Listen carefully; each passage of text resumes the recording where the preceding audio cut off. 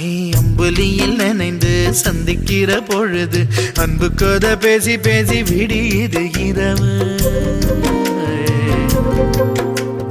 ஏழு கடல் தாண்டித்தான்